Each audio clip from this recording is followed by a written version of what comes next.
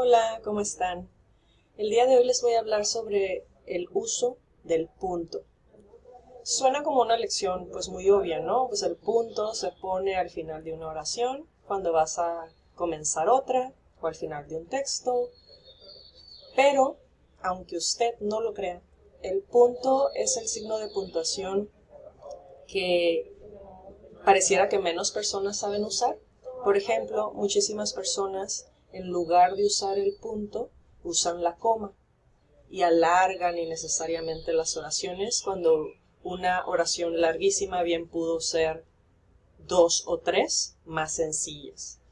Entonces el día de hoy les voy a hablar sobre el uso del punto y estrategias para usarlo de una mejor manera. Bueno, pues primero lo obvio. El punto, su función principal consiste en señalar el final de un enunciado, siempre y cuando pues no sea ni pregunta ni exclamación, o el final de un párrafo, o el final de un texto. Lo complementa en esta función delimitadora la mayúscula, que marca siempre el inicio de estas unidades. Entonces vas a tener el punto y justo después vas a tener una mayúscula, o al inicio de una oración pues vas a tener una mayúscula, ¿no? El punto se escribe siempre sin separación del elemento que lo precede y separado por un espacio del elemento que lo sigue. O sea, tú terminas de escribir tu oración y el punto va justo pegado después de la última letra de esa oración. Para seguir escribiendo, después del punto necesitas poner un espacio y luego ya la mayúscula con la que continuarás el siguiente enunciado. Bueno, hay tres tipos de puntos en la redacción: el punto y seguido, el punto y aparte y el punto final.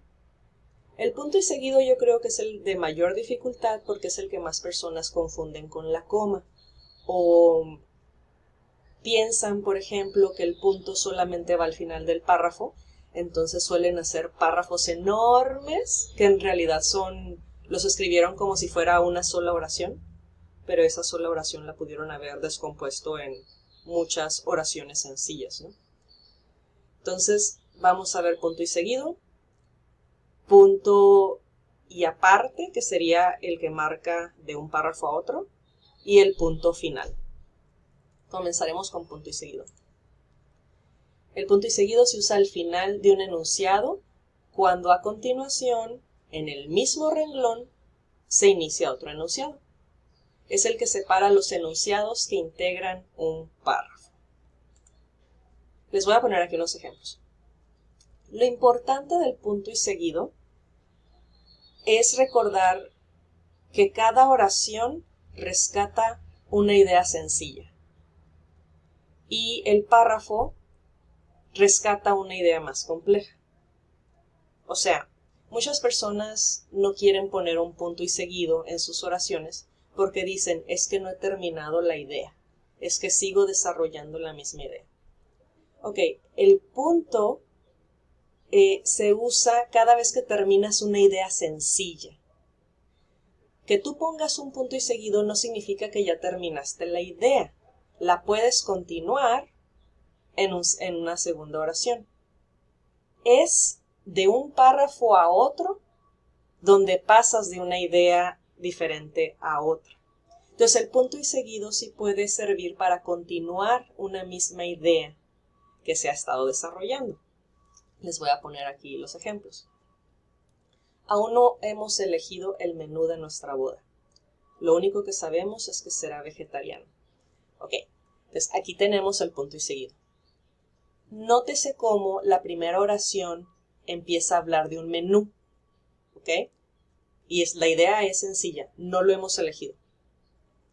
A continuación, la siguiente oración sigue hablando del menú.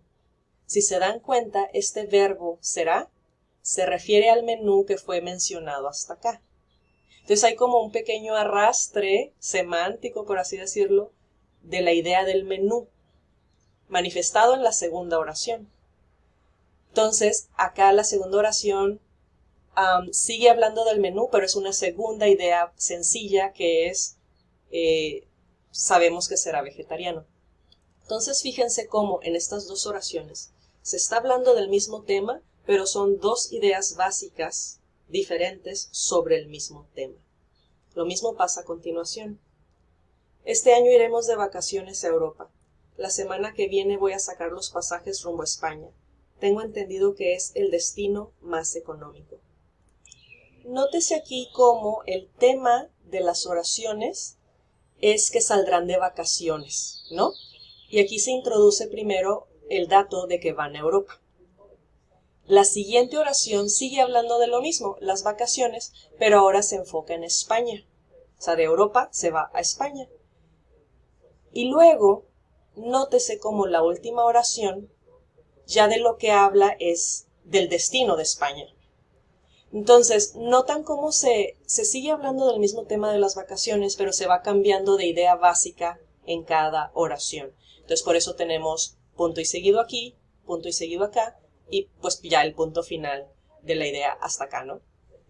Entonces, nótese cómo, para seguir hablando del mismo tema, no necesitamos prolongar la oración. Sencillamente podemos dar como idea 1, idea 2, idea 3, con el punto y seguido. Aquí está otro ejemplo, un poquito más complejo. La película me encantó. No solo tiene actores excepcionales, sino también una fotografía exquisita. La música también es de primera calidad. La recomiendo ampliamente. Aquí están hablando de una película. Y a continuación habla como de cada elemento de la película. La película tiene actores excepcionales, luego está la música y la recomiendo ampliamente. Fíjense cómo aquí se menciona película y luego cómo estos verbos y este pronombre siguen remitiendo a la película que se mencionó al principio. Entonces fíjense cómo la idea sigue ahí, o sea, el tema sigue presente en todas las oraciones, pero se va presentando idea por idea, ayudados con el punto y seguido. Entonces, esto es importante entenderlo, porque así evitamos pensar que, bueno, es que yo no puedo poner punto si sigo hablando del mismo tema o si sigo hablando de la misma idea pero de forma compleja. Pues no, sí podemos usar el punto y seguido. Lo que me cambiaría verdaderamente de un tema a otro sería el párrafo, ¿ok? O de una noción de ideas o una línea de ideas a otra sería el párrafo y no el punto y seguido o una oración a otra. Último, y aquí me voy a mover poquito para que puedan ver la oración. Igual y aquí me quedo, a ver si conviene para mi pantalla quedarme ahí. Me gustaría que me ayudaran a resolver un problema. Tengo que decidir si acepto una propuesta laboral que me hicieron en la competencia o si me quedo en mi actual trabajo, en el que estoy muy cómoda. Entonces, fíjense, empieza introduciendo la idea de que tiene un problema y luego en las siguientes oraciones pues ya lo explica, ¿no? En la siguiente oración lo explica y pone, bueno, el problema es que tengo que escoger entre esto y esto. Entonces, de nuevo,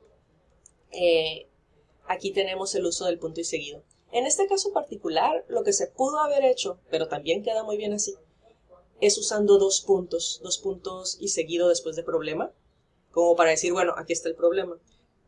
Pero en ambos casos, sea punto y seguido o dos puntos, queda muy bien. Ok, pasemos ahora al punto y aparte. Entonces, si son oraciones dentro de un mismo párrafo, comúnmente hay continuidad en el tema o las ideas están fuertemente relacionadas entre sí. Es cuando pasas de un párrafo a otro, que ya sea que cambias de tema o el orden de ideas es ligeramente diferente. Y ahí pues ya se usa el punto y aparte, ¿no? Se usa al final de un párrafo y el enunciado siguiente inicia en un párrafo nuevo. El punto y aparte es el que separa dos párrafos distintos que suelen desarrollar dentro de la unidad del texto ideas o contenidos diferentes. Y aquí tengo unos ejemplos. En el mundo literario reina una gran expectativa ante la próxima aparición en las librerías de una nueva obra del austriaco Peter Handke, uno de los escritores de lengua alemana más conocidos internacionalmente y con mayores posibilidades de obtener el Nobel de Literatura. Titulada Mein Jahr in the Niemenschbusch, que no sé si se pronuncia así. Literalmente mi año en la vía de nadie. La nueva novela de Handke es una voluminosa obra de más de 1000 páginas, que algunos, aún sin haberlo leído, califican ya de acontecimiento literario del año. Entonces, nótese aquí tenemos el punto y aparte, ¿ok? Nótese cómo en el primer párrafo se empieza hablando de la obra del autor, de Peter Handke, quién es, ¿no? Y por qué es importante. Pero cuando pasa al segundo párrafo, ya no habla de forma general del autor, sino de forma particular sobre una de sus obras, que es este libro. Entonces, aquí como que lo que marcó la necesidad de irse a un nuevo párrafo fue el cambio de mirada. Aquí estábamos de lo general y aquí se va a lo particular. Entonces, ese cambio de perspectiva, ese cambio de visión sobre las ideas, nos justifica que pasemos a un párrafo nuevo. Veremos más ejemplos.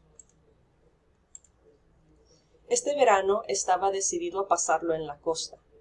Ya había reservado un departamento, me había pedido las vacaciones en el trabajo y tenía lista la caña de pescar.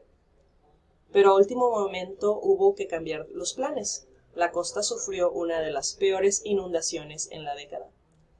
Ahora que todo eso es historia antigua, me doy cuenta de que esas fueron las mejores vacaciones de mi vida.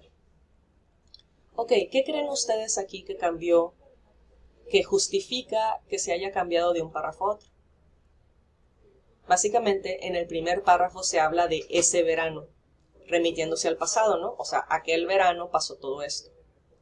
Lo que justifica el punto y aparte y pasar a un segundo párrafo es, de nuevo, el cambio de mirada, el cambio de perspectiva, y que es ahora que todo eso es historia antigua. O sea, hay un cambio en el tiempo. El párrafo este habla del pasado y el segundo párrafo habla desde la mirada del presente, desde la ahora. Eso justifica el cambio de párrafo. Entonces, ¿notan cómo aquí se usa el punto y aparte cuando vamos a cambiar ligeramente la perspectiva o el tema? Siguiente. En los últimos 4 días fueron cancelados 24 vuelos, la mayoría de cabotaje. Las opciones que dan las empresas son cambiar el avión por un micro o dejar la reserva abierta. En Aeroparque se forman largas filas. El área de atención de cliente concentra las quejas y la incertidumbre de quienes buscan una respuesta por parte de las empresas. De nuevo, veámoslo aquí. Entonces, el primer párrafo habla de una situación general donde hay desorden en los aeropuertos, ¿no? Entonces, pone la situación general. En el segundo párrafo se va del general al particular, hablando no más de una aerolínea, lo que está haciendo una aerolínea en específico. Entonces, ese cambio de general a particular justifica que cambiemos de párrafo con el punto y aparte.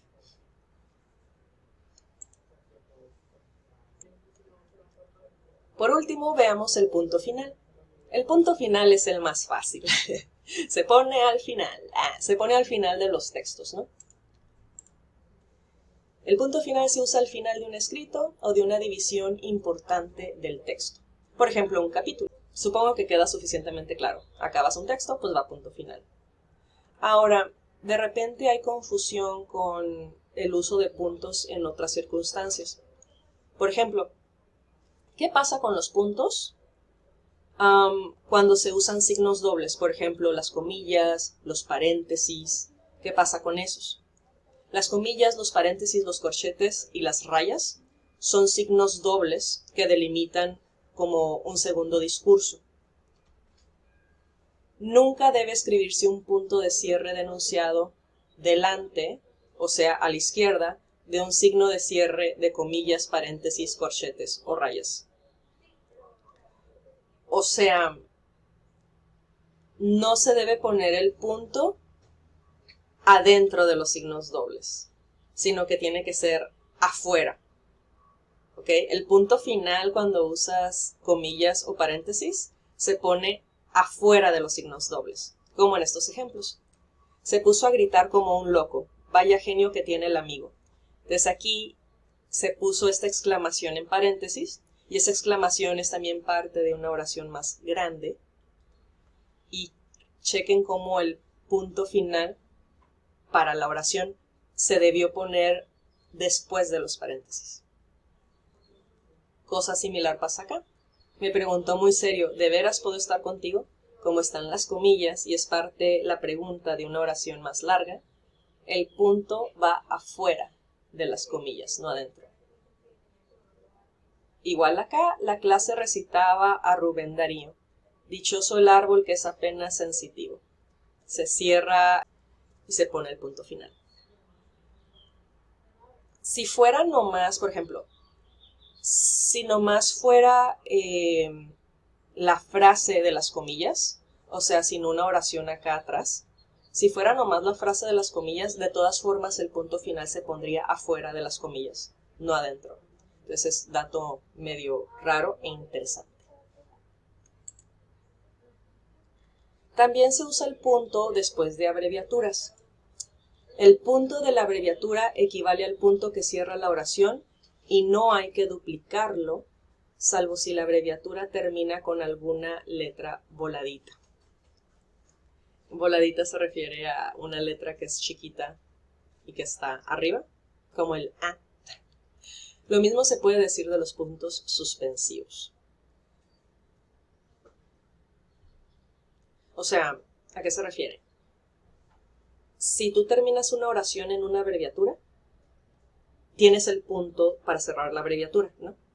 No debes poner otro punto para terminar la oración. El punto de la abreviatura, digamos que ya suple esa necesidad. Igual, si tú terminas una oración con puntos suspensivos, no le vas a poner un punto final a eso. O sea, ya con los puntos suspensivos es más que suficiente. Ok, cosas a tomar en consideración para la redacción. No se recomienda usar puntos después de elementos de listas. Por ejemplo, yo tengo ese mal hábito a veces. Hago listas y le quiero a todos los elementos poner punto final.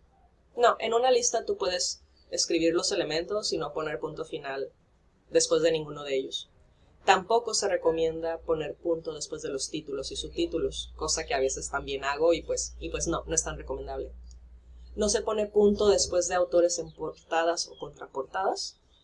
Tampoco después de títulos, cabeceras, pies de tablas, cuadros, imágenes, fotografías, diagramas o ilustraciones. Ni después de eslóganes. Y esto ya lo agrego yo, tampoco es tan recomendable poner puntos finales después de las respuestas en un chat. Sobre todo en un chat, ¿no? Si estás escribiendo respuestas cortas, no es tan necesario poner el punto y final, porque se puede malinterpretar. Pueden pensar que estás enojado o que estás tratando de parecer enfadado. Y pues no es el caso. Sí es más recomendable si haces como oraciones más largas en el chat, bueno, pues ahí sí se vale. Pero en respuestas cortas, mejor no usar el punto final. Ok, el uso del punto, más que un asunto de la ortografía, la elección entre un punto y seguido o un punto y aparte, o entre el punto y otros signos de puntuación, tiene que ver con las destrezas relativas a la organización de la información, a la agrupación de las ideas en los párrafos para que el texto sea claro y coherente. O sea, básicamente es el uso del punto responde a cómo tú quieres organizar la información. Entonces, el uso de signos de puntuación es muy importante porque nos permite entender el texto. Si tenemos signos de puntuación mal usados, nos dificulta muchísimo la comprensión lectora. Respetando siempre esta premisa de coherencia, cabe la posibilidad de que la jerarquización de las ideas varíe en función de cómo quiere el que escribe que su texto sea interpretado. Ejemplos. Entonces tenemos aquí un par de ejemplos que se ven pues prácticamente igual, pero ya dependerá del autor cómo quiere que se entienda o cómo quiere que el lector lo interprete. O sea, cómo el lector quiera entender la organización de sus ideas. Dile que no quiero verlo más, que aquí no es bien recibido, o dile que no quiero verlo más, que aquí no es bien recibido. O sea, ambas está bien, pero ya depende del estilo del autor, cuál prefiere. La separación de los enunciados puede responder a sí mismo al gusto por secuencias más o menos largas. Eso también Habemos personas que escribimos enunciados muy largos y ese es nuestro estilo y así nos gusta. Y otros que escribimos con oraciones más cortas. Pero siempre es preferible que las oraciones sean claras, congruentes. Y o sea, por más que sea tu estilo escribir con oraciones largas, si vas a terminar con un texto complicado, difícil de leer, difícil de entender, pues no, es mejor uno que sea claro, concreto y coherente. ¿Y cómo lograr eso? Aquí van algunos ejemplos de cómo construir oraciones correctas y legibles. Primer consejo. Siempre es preferible que uses un orden lógico, un orden sintáctico prototípico, un orden sintáctico tradicional en tus oraciones. O sea, empezar por sujeto, verbo y ya complementos de predicado, ¿no? O empezar por oración principal y luego subordinada. ¿Por qué? Porque si lo haces al revés, a veces la comprensión es más difícil o hay más probabilidades de que confundas a tu lector. Entonces, escoger el orden prototípico de la sintaxis está bien y sí es recomendable. También hay que evitar escribir oraciones demasiado largas. Una extensión recomendable para una oración es de 15 a 20 palabras por oración. Una buena oración no suele ser más larga de 3 líneas. Entonces, si ustedes tienden a hacer, por ejemplo, oraciones de 20 líneas, 40 líneas, aguas, cuidado, porque eso lo más probable es que estés redactando mal y que esas oraciones larguísimas las puedas desprender en oraciones más sencillas. También es buen recurso dividir tus oraciones buscando ideas principales y luego dedicar una oración a cada idea secundaria o a cada idea por separado, como los ejemplos que vimos anteriormente en el caso de los puntos y seguido. Otra recomendación es evitar la voz pasiva y preferir la voz activa. O sea, evitar escribir como en los periódicos o como en una nota periodística, en lugar de decir criminales fueron aprehendidos por la policía, decir la policía aprehendió a los criminales. Entonces, a veces es mejor optar por la voz activa para lograr una redacción más clara. Por supuesto, va a depender del contexto, ¿no? Si estás en un contexto altamente formal o en un contexto en que te requiera la voz pasiva, bueno, pues habrá que hacerlo, ¿no? Pero en aras de mayor claridad, es mejor la voz activa. Otra estrategia es evitar empezar oraciones usando verbos en gerundio o participios. También buena estrategia es evitar alargar tus oraciones precisamente con gerundios. Esto es cuando se ponen a escribir una oración y en lugar de terminarla, le agregan verbos así como dirigiendo su mirada, agravando el problema. O sea, oraciones que ya pudieron haber terminado ahí, pero le agregas un gerundio y de repente la alargas. Por ejemplo, escribes una oración y en lugar de terminarla, continúas con algo así como habiendo concluido las festividades, siguieron, bla, bla, bla. O sea, le sigues, ¿no? Con ese tipo de verbos.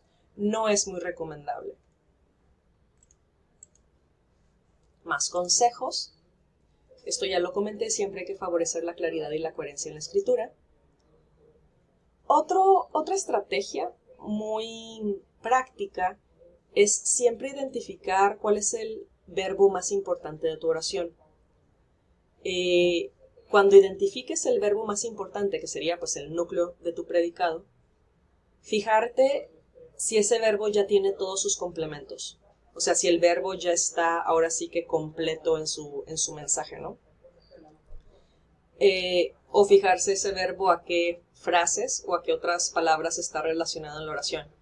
A veces haciendo este tipo de experimento nos podemos dar cuenta de que no terminamos la idea o de que cambiamos de un núcleo de predicado a otro y nunca aterrizamos la idea. Entonces, esa es una buena estrategia. También recuerda que en un mismo párrafo todas las oraciones estarán relacionadas, al menos semántica y temáticamente.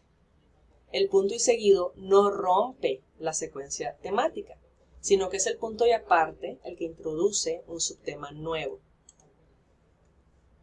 Otro muy importante, no sustituyas los puntos y seguido por comas, que eso es muy usual, ¿no? Las personas que abusan de la coma, alargando innecesariamente sus oraciones, cuando en realidad pues quedaba mejor el punto y seguido. Otro consejo, evita escribir oraciones que sean más largas de 3 líneas, al menos que estés seguro de que sí estás escribiendo muy bien. Veremos por último recomendaciones para articular un texto en párrafos, que a veces también a las personas se les dificulta un poquito saber lo que es un buen párrafo o identificar uno bien escrito de uno mal escrito, ¿no? Básicamente la idea es, cada párrafo debe tratar una sola temática o una sola idea compleja. Cada vez que cambies de mirada o de perspectiva de ese mensaje o de esa idea, entonces cabe un párrafo nuevo. Se comienza un nuevo párrafo cuando se ofrece una información diferente o un nuevo aspecto sobre el tema central. Ahora, cuanto más largo y condensado el párrafo, más difícil de leer y comprender. Procura que tu párrafo no sea mayor de 6 líneas. Y procura también que tu párrafo tenga más de una oración. Lo peor que puedes hacer es un párrafo larguísimo con un solo punto al final y ya. Eso está muy mal. Los párrafos unioracionales, o sea que son una sola oración, no son nada recomendables y comúnmente es indicio de mala redacción. Aquí pongo que son 6 líneas de párrafo, pero en realidad sí pudieran ser más, ¿no? Dependiendo de la complejidad de la idea presentada en el párrafo. Pero sí como un estándar saludable. 6 líneas, 8 líneas por párrafo está mega bien, es muy saludable. Hay personas que no les gustan los párrafos muy cortos, o sea, párrafos de 3 líneas, de 2 líneas, hay personas que no les gusta, pero eso ya depende del contexto de la escritura o si estás tratando de dar un énfasis en una idea, etcétera, ¿no? Por ejemplo, en textos narrativos, en novelas, sí es un poquito más usual ver párrafos de una sola línea, por ejemplo.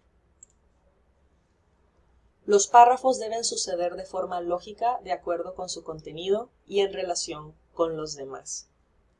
O sea, el párrafo tiene relevancia en relación con los otros párrafos que están antes y después de él. Entonces se debe sentir natural ese salto de un párrafo a otro porque las ideas así lo requerían.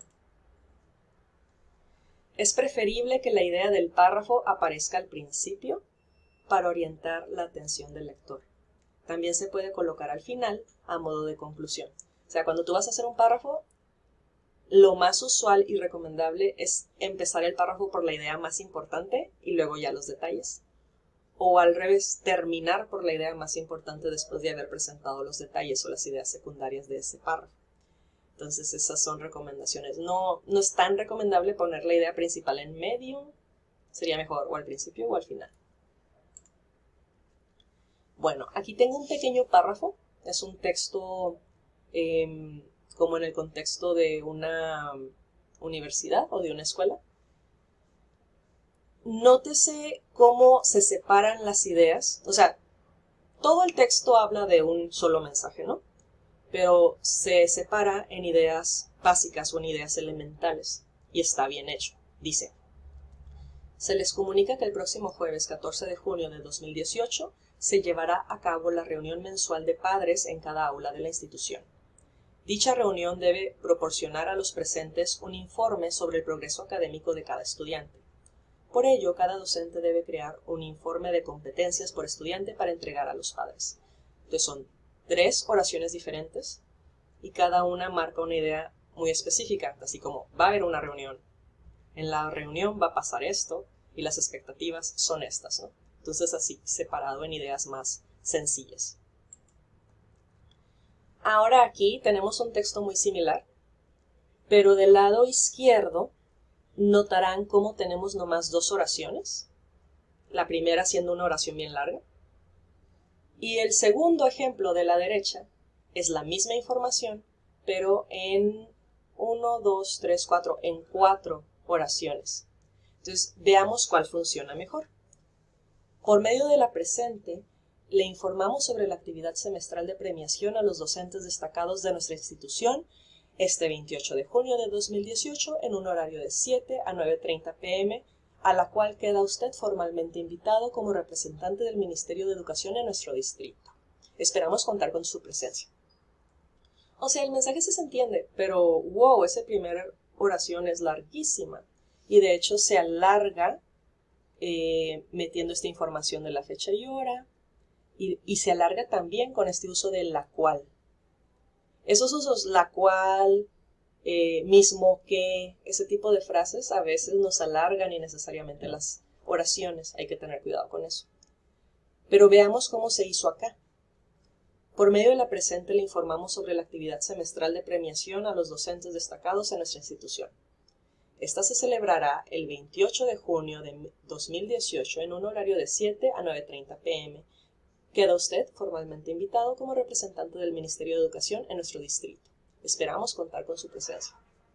¿Notan la diferencia? O sea, se presenta cada idea elemental de forma, ¿cómo se dice? Sucinta, pues.